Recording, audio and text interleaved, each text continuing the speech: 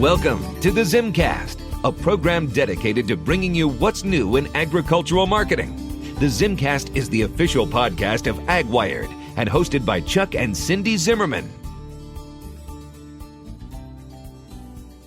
Hello and welcome to the ZimmCast. I'm Chuck Zimmerman. I've lost count of how many farm progress shows I've attended, but it's a lot. This year's in Boone, Iowa, we had great weather, and that's just not always the case. But it was also an opportunity to see friends as well as clients. I was only on the site for Tuesday and half of Wednesday, but I recorded 26 interviews that you can find on AgNewsWire in our virtual newsroom for the event. So speaking of clients and the fact that we're always interested in what's new in the world of agribusiness, I'm going to share interviews with several companies. They include Scott Nelson with Make Hay, Thad England with Groundwork Bioag, Craig Dick with Phospholutions, Scott Trbovich for Taranis and Steve Nicholson for Rabo AgriFinance. They'll go in that order. I'm at the Farm Progress Show and I'm visiting with Scott Nelson. And Scott, you've got a company called Make Hay. That sounds just perfect for this kind of an audience we've got out here at this show. Tell me a little bit about your company and what you do. Yeah, thanks for having me. I appreciate it, Chuck. So Make Hay, first and foremost, consumers today want to know more about where their food is coming from. They want to know the ingredients they're putting in their body. They want to know who's growing it. That is no longer a nice to have. It is table stakes. Therefore, all the companies in the food and agricultural space are trying to figure out how to tell the consumers more about where their food comes from. Food transparency is a thing, and it's not going away. So that's number one. Number two is there are amazing stories that are happening on this land every day. We visited many farms and many producers and growers and ranchers and whatnot, and the things that happen on their land on a daily basis are fascinating. And so we saw all of this, and we're like, how do we export this storytelling? How do we create a larger platform for these stories to be heard? While doing so, how do we create a secondary revenue stream for farmers without having to leave their land to help them prosper on their farms? So we created a platform, and it's all about digital video content creation. So we are connecting the producers with brands and companies that have stories to tell around food and where it comes from. So you've built a platform to do this. Describe in layman's terms, we probably need, what that takes to create that kind of a platform, and where are you at in sort of the building up of this? Yeah, so we're already backed. So we're backed by Purdue University. It all incubated out of one of their amazing programs there called Dial Ventures. So it's a fellowship program, incubator. So Purdue University is behind us, and then a High Alpha Innovation, which is out of Indianapolis, one of the leading venture capital studios in the world. So we have some really good backers behind us. We're about 5 months old. The technology is built, and the platform is there. There are farmers and ranchers and producers already on it, utilizing it. It's a very simple platform that creates different briefs or different project assignments, footage requests from certain brands that then get fed to the farmer. The farmer will get a text or an email saying, this brand, this company wants footage of this. Maybe they just want like simple video footage of harvest season. Maybe they want simple footage of like the most important practice on their farm, a day in the life of a farm in Indiana and Iowa. All sorts of different requests that make for really good video content. Then the farmer, the rancher, the producer goes and creates that content, uploads it back into our platform, and then you have a platform full of all sorts of different video content that can be monetized. So these farmers who are creating the content, essentially, do you have certain standards they have to meet, or how does that play? Yeah, so it starts on the brand company side, the folks that are looking for the content, looking for that specific video storytelling that they want to be told. They will put into the brief, we call it. So think of it as just like guardrails and requirements around the type of footage that they need. So our software, leveraging AI and all sorts of really amazing little bells and whistles of technology in today's world, will help generate a specific ask for that farmer that specifically tells them what to go shoot and the types of thing they want them to talk about in their own words. Like, we don't want to put too many handcuffs on what they're creating because then it's not authentic. But we give them the guardrails on which to, like, this is what we're looking for. So I assume they create some kind of an account, a farmer account, and then who would be other people that would want accounts in there? It'd be obviously these brands, right? Yeah, exactly. So think of all these equipment manufacturers that are here. Think of John Deere, think of Kubota, think of Fendt. Think of all of these folks here have customers that are using their equipment. And as a brand, as a company here, I want those stories. I want to know what that farmer is doing with my machinery. And if he could create some content from, the tractor on autopilot around harvest season that I can then use across my social media channels as the brand or elsewhere throughout, different sort of distribution points, that's gold in today's world. They want real, raw, authentic storytelling from the people that are using their products. So that's a perfect example of there are lots of folks out there with John Deere equipment. There are lots of folks out there with Kubota equipment.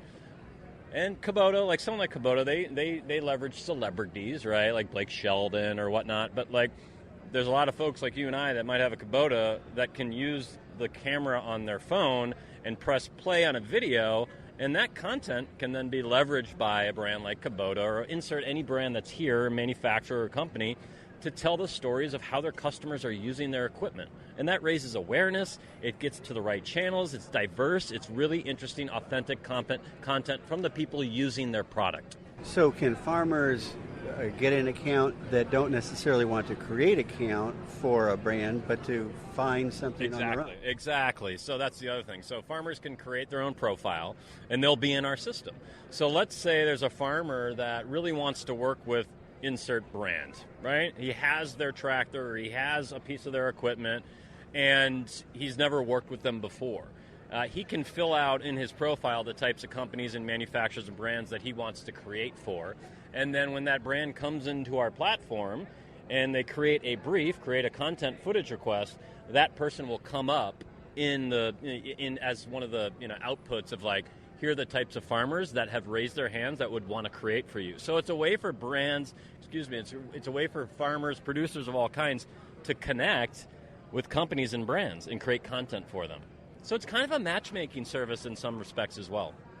You have farmers already involved in it. How are things going here at the start? Yeah, so we started very intentionally with a closed invite-only group of a variety of different farmers across 8 to 9 different states. And that's just as a technology company, we need that input and insight from real farmers and producers to get their feedback on all right, it's too hard to do this, or you need to simplify that process, or I can't upload this video, what's going on? So we had about 60 days of feedback from the field, if you will.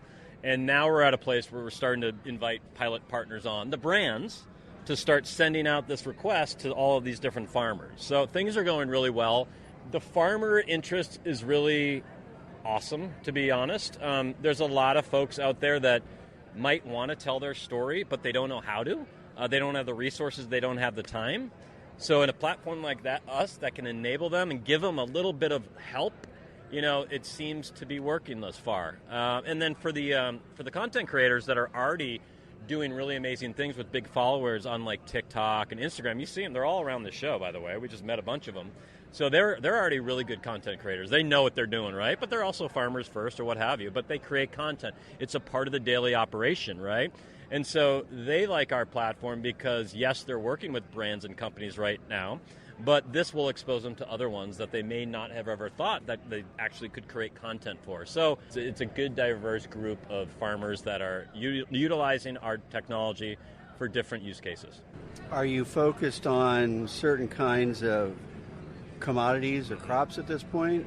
Right now, obviously, specialty crop seems to make sense in terms of when you start to look at the supply chain and exactly where that specific product was grown and where it came from. Whereas some of the row crop stuff and what we're doing, there's a few steps removed, right? But we've seen folks that just want to support agriculture at large, and so they just want video content of a farmer doing really interesting things with water. Or they want a farmer talking about the 5th generation of their farm and what that means. They want really great, amazing footage of harvest season. So there's a lot of different ways to kind of utilize our product. Is it planned, or do you foresee that this would be something, whether it's farmers or brands, outside the United States? Yes, yeah, we wanted to start here, of course, but we already have a lot of inbound interest from South America, Europe, etc. But first and foremost, this is where we will start. But yes, farming is global, as we know. Food is coming from all over the place, right? And so how do we amplify and empower agriculture at large? Well, how does a farmer get involved? What's the steps and where do they need to go? For now, they can go to gomake.com. That's our website. And you click on farmers, and there's a sign-up sheet. And we're here with a whole team, introducing ourselves to not only brands but farmers and getting them to sign up. It's very easy to sign up to this product. But yes, for now, gomake.com, click on farmers, and you'll have the sign up right in front of you. All right, well, before we close, anything else you want folks to know we didn't touch on? It's a simple piece of technology that we've gotten a lot of input from the farmer side. We understand that there's a lot of tech startups that come into agriculture, and they don't necessarily listen or have empathy for that farmer. We spent 7 months listening and hearing and trying to figure out the best farmer-first product. So I guess that's what I would want people to know, is that we have their backs, and we've built this in a very intentional manner. All right, well, this is fascinating, Scott. You've got a good idea here, and look to stay in touch and as you develop. So here from the Farm Progress Show, I'm Chuck Zimmerman reporting. At the Farm Progress Show, I'm visiting with Thad England. And first of all, Thad, tell me the company you work for and what you do. Yeah, so Groundwork Bioag, and I am the U.S. Strategic Account Lead for North America. Well, let's jump into some questions here.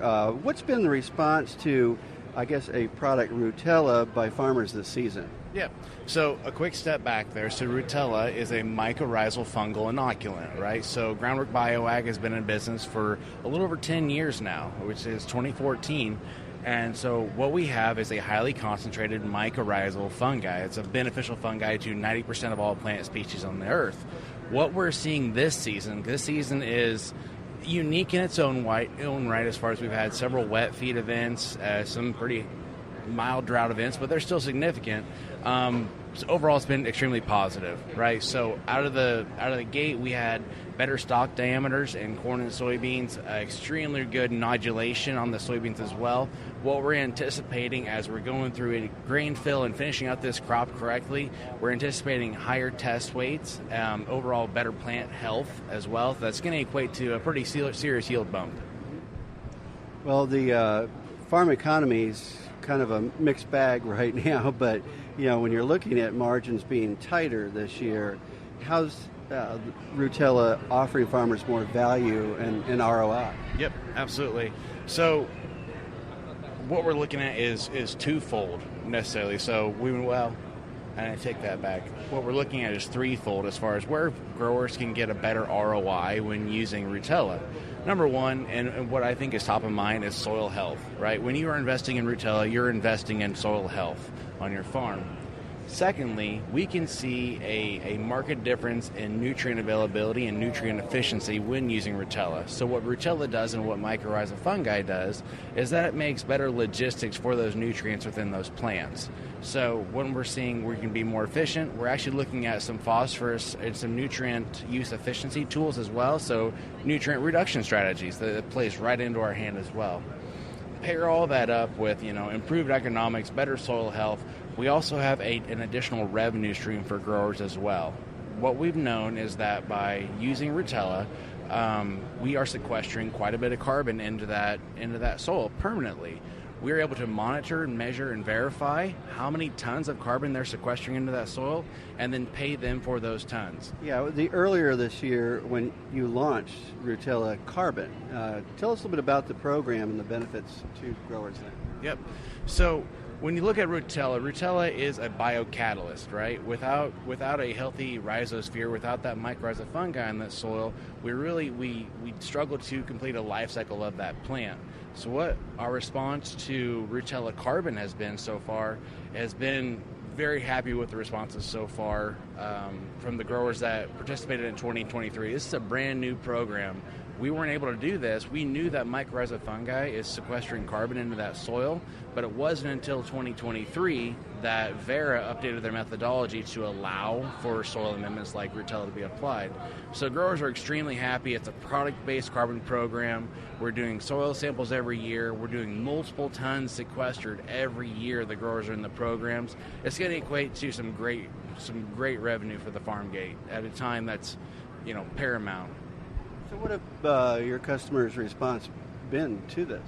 The response has been positive overall. They think that it makes sense. This is one of the more logical carbon programs on the market because it is a product-based program, right? We understand a product is going to be used on their farm, and when done correctly, it's going to sequester carbon. The caveat there is that every grower that gets in our program will get a soil sample on every farm every year. We share that information with them at no additional cost right now. So that's where they think there's extremely good value for what we're getting out of it.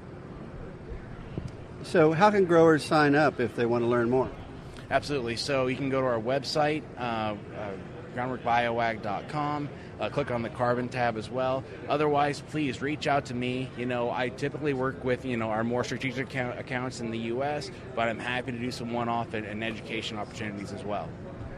And, I said at the beginning, we are at Farm Progress Show. What brought you here? Absolutely. I've got, I'm blessed with several very good partners, right? So I get to go in their booth with them and talk about, the opportunities to not only look at the carbon program, but agronomically. We're seeing some phenomenal results right now. So it's always good when we've got good performance in the field, too. So I'm happy to help support farmers and my partners here today. Well, thank you very much, Thad, for visiting with me and spending some time at the Farm Progress Show. And I'm Chuck Zimmerman reporting. At the Farm Progress Show, I'm visiting with Craig Dick here at the Phospholutions booth. And Craig, I think you've got a couple of things we'd like to talk about, and there's several different things, but when it comes to just farmers or whoever are looking for product, you know that you'll have it available for them. Yeah, we just recently announced a partnership with Taranis Agri in Turkey to manufacture Rhizosorb 839O, the next generation of phosphate fertilizer, at scale to meet the North American demand that farmers have. So this agreement, what does that mean ultimately in the long term? Well, what it means is, especially today, is there's a real challenge with phosphate fertilizer here in North America. The price is very high relative to the cost of corn right now. It's one of the worst ratios ever. And so that with the low price of corn, growers are looking for a way to save money. And so, there's limited imports into the U.S. because around the world, a lot of production's curtailed. We have the countervailing duties limiting imports here. So the price of phosphate is really high. And by switching your MAP or DAP to Rhizosorb, a grower can save 10% on a per acre basis. Well, let's talk about the Rhizosorb technology and a little bit about the technology itself.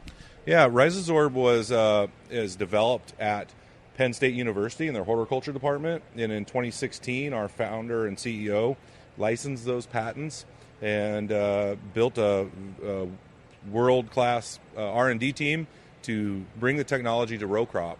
And so we launched that product, Rhizosorb 839O, in 2023, and we've got more than 500 small plot and replicated and large-scale field trials demonstrating the efficacy and ability to increase phosphorus uptake by 50%, which results in a 10% on a per acre basis for grower savings.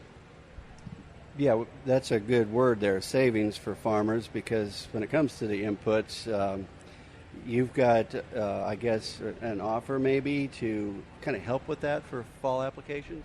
Yeah, we know growers are hesitant to reduce their applied rates of fertilizer, and so we have a grower guarantee program that will, if growers purchase 200 acres, a minimum of 200 acres, they can enroll in the program, and it's a warranty program that if their yields are less than 10-year APH, they can get up to a $40 payment. But going back to the product itself, tell us a bit more about the efficiency, and we got to get that sustainability word in there too. Yeah, so Rhizosorb is more efficient. We can improve phosphorus uptake in the plant, but we also reduce runoff and leaching. And so we can reduce runoff by 78% and leaching up to 84%. So not only are we getting more phosphorus in the plant, we're leaving less into the environment. So those areas of the country where, like Lake Erie watershed, they're impacted by phosphates, we can truly help those farmers do a better job environmentally. But the great thing is with Rhizosorb, it doesn't cost them more to do that. In fact, if you switch to Rhizosorb, yes, there's the 10% savings, but there is a small yield increase. And so most growers will see on average about a $20 ROI from switching from MAP or DAP to Rhizosorb.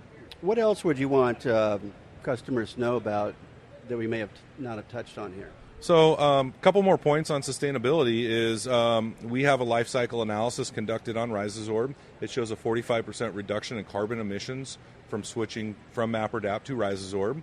And the benefits for that for the growers is this whole 45Z low carbon fuels tax credit that is getting a lot of industry buzz. If that goes through, Rhizosorb is an easy way for a grower to drop his CI score.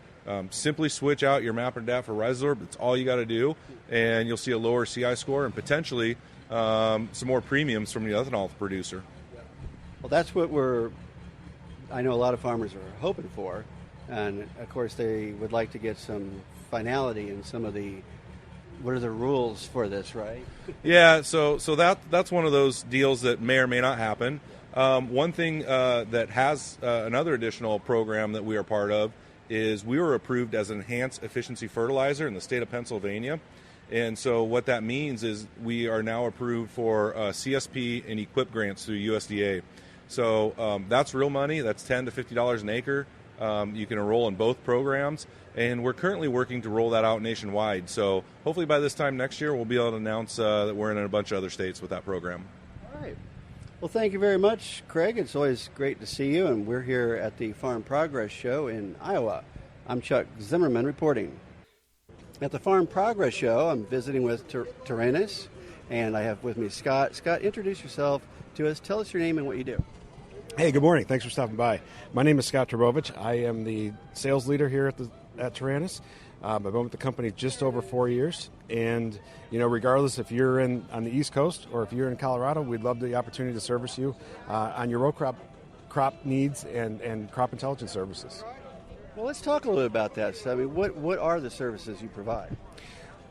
At the end of the day, I think our service and our value proposition really relates back to the efficiency and the value of time that ag retail and our customers are facing today from the grower perspective.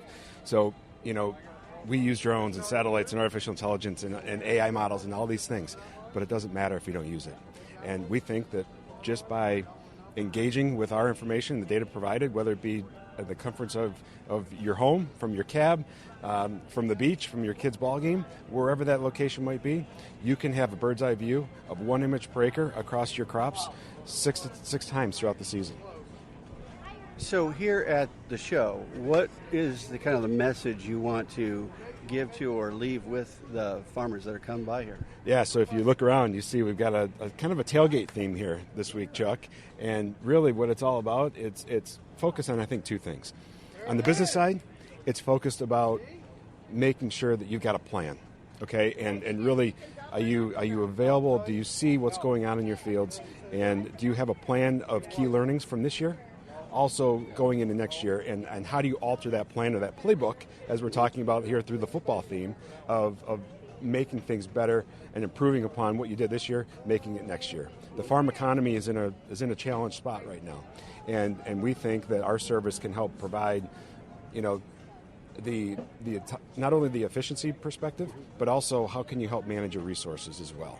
So by utilizing the tools that we have, the sort functions that we have, we'd love to show anybody that comes by the booth a demonstration of how our product works and how you can look and identify both situations that you might have and concerns, but also validate decisions you've already made with your advisor too. So would we characterize this as kind of like software, and is that something that can work, because there's so many different varieties of hardware that these farmers have with their equipment, for example? Well, with our service, really all you need is your computer, and if you would like a mobile app or a mobile device or a tablet. How you consume the data is really up to you. We are agnostic in terms of Apple or Android. It doesn't matter. And also you can utilize this information as long as we can put it in a shapefile or bring it into our system as a layer. You can utilize this information however you want to do it. We can even create zone maps and create prescriptions, put those prescriptions on a thumb drive and take it out to the implement of your choice. So if you're doing a replant, if you're doing a variable rate fertilizer or a herbicide recommendation, regardless if you're using a spray drone or if you're using a ground rig, as long as it goes into a shapefile, we're good to go. You mentioned AI earlier. Is that something that is going to be more and more of a part of what you do and making that more, precise or simple? Or our models are always learning, okay? And the company was founded in 2015, and as we've grown over time, we've made significant investments, I think, in all four phases of our business. When I look at product and R&D is where we're talking about now, and artificial intelligence. I'll come back to that. But we've also gone out and we want to focus on agronomy as a sales organization, and help bring those agronomy insights to the retailer, the advisor, as well as to the grower, and making sure that relationship is there and there's a good spot. We also have operations that are centered out of Westfield, Indiana. That's our global headquarters. And so everything is based out of that North American office. And like I said, regardless of where we're at in the country, as long as we're servicing our major row crops, we want to be part of that with those. Back to the AI piece, there's two functions that the AI does. One is analyzing the images that get uploaded. We take at least one image per acre, up to 6 times a year in 2024, and we're looking at ways to enhance that going into 25. And so artificial intelligence comes in on the first side of doing tagging. So whether you're looking at your stand count, or you're trying to find out what your weeds are, or early detection of diseases and insect defoliation, those sort of things, we can help out, as well as nutrient deficiencies. What we just launched last month is a new enhancement to our dashboard called Ag Assistant. Ag Assistant brings in a self-derived language model to help with recommendations, both from a season perspective and then in 25, both as well as in a mission perspective. So every time we fly the field, we've got an easy button for the advisor or the grower to click to see what's been gathered, what's the summary on that field, and let's create a digital 3-ring binder and a plan to go forward to remember and bring that into our winter discussions as we're planning for the season coming up. So where do farmers go to get more information and talk about your services? Sure. We're aligned with several major retailers. We also work with several large co-ops that are throughout the Corn Belt, and our website is Taranis.com. That seems pretty simple. Well, thank you very much, Scott, for visiting with me here at Farm Progress Show. I'm Chuck Zimmerman reporting. At Farm Progress Show, I'm visiting with Rabo AgriFinance. And Steve, tell me your name and what you do. Sure. I'm Steve Nicholson. I'm the Global Sector Strategist for Grains and Oilseeds for Rabobank and Rabo AgriFinance. I know that you guys put together a lot of data and reports, and, an area we would like to talk about is, say, like the farm economy and how that's really doing at this point. Yeah, so we're here at Farm Progress, as you know, and we get a chance to talk with both of our farm clients and also our wholesale client banks. But the topic is really, what's the farm economy? How bad is it going to get? And what's going on, and what's your expectations? So anyone listening is going to know that the farm economy is in a tough spot right now. Commodity prices are high. We've had good production across many geographies, which is building stocks in the world. And, our expectation, we're in this for 2 or 3 years. That's going to be tough. And so for folks here at Farm Progress Show who are trying to sell farmers things, that's going to be a tough sell. And what's the value proposition? Why should you buy my product, whatever that might be, how do you make my farm more efficient, I think, is their opportunity. But, we look across all the farm input space. Machinery tends to be the first thing that gets hit. Farmers pull back on capital expenditures on machinery. We do see then start to pull back on fertilizer and also chemistry. They have to make adjustments, and where can I cut, where can I not? The one thing that's interesting, though, is in the research we've done, is that seed doesn't really see, you don't see that plummet of sales with seed or, costs or prices of seed like you do with chemistry and fertilizer when commodity prices go down. So the seed guys are, they're in a privileged spot and a good spot because farmers have to have seed, and how do you cut back seed to produce a crop? Mm-hmm. So lots of questions about prices, and my topic is, or kind of my word is doldrums. We're in a type of doldrums now that's going to be here for a while, and you just have to, and to farmers, you've got to reward rallies. Yeah. So, excuse me. So when you talk about prices, this can mean different things. The commodities they have to sell, yep. And how about the inputs in order to grow them? Sure. Well, absolutely. And so when you look at the input side, input prices tend to be pretty sticky, and it takes them a while to adjust to a new paradigm of lower commodity prices. And that usually takes upwards maybe 3 years, depending on what you're talking about. But, right now, input costs are still pretty high. You're still, that $1,000 an acre to put corn in is still pretty realistic. But we know that's not going to be realistic when you look at commodity prices of corn prices below $4 a bushel, cash crop in the country. So that's going to take some adjustment time, and it'll be tough for everybody before it's all said and done. Mm-hmm.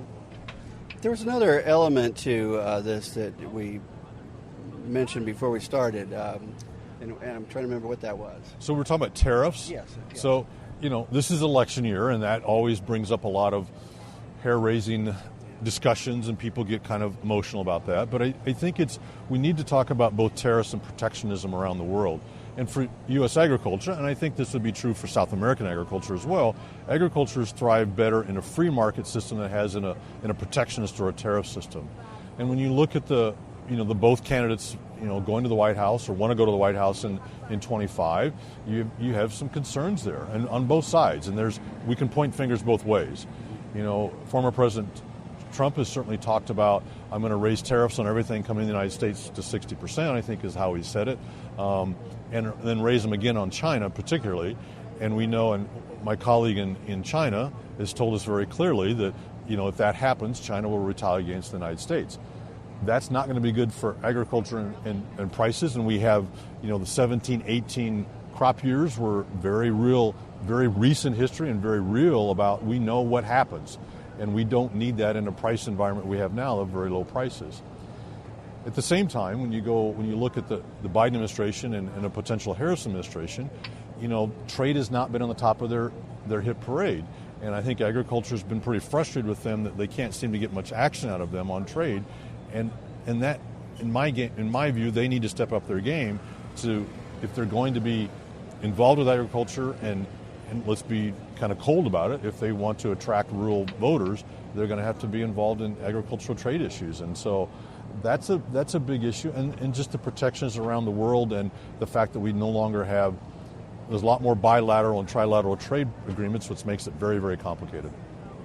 So for people that want to know more information about this particular topic, can they go to your website to find some of that? So go to raboag.com, and we can give you some information there.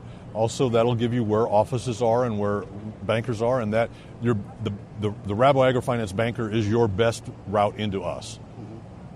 Anything else you'd want to touch on that we didn't? It's a great question. I think we've touched on a couple issues.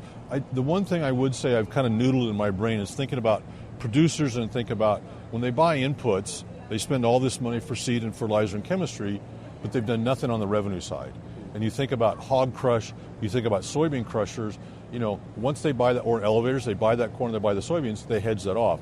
And the farmers, basically, that Texas hedge has got a leg hanging out there of all this cost, but there's nothing against it. And so I would encourage farmers to think about hedging that cost.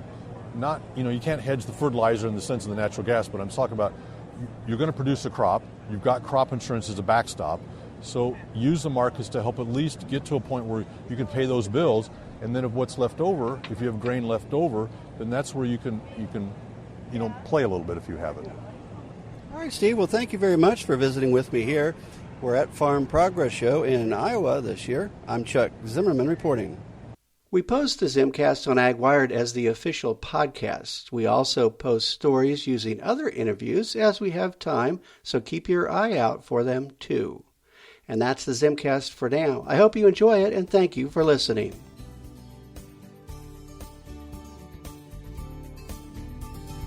You've been listening to the ZimmCast, the official podcast of AgWired. Check us out at www.agwired.com to find out what's new in agricultural marketing.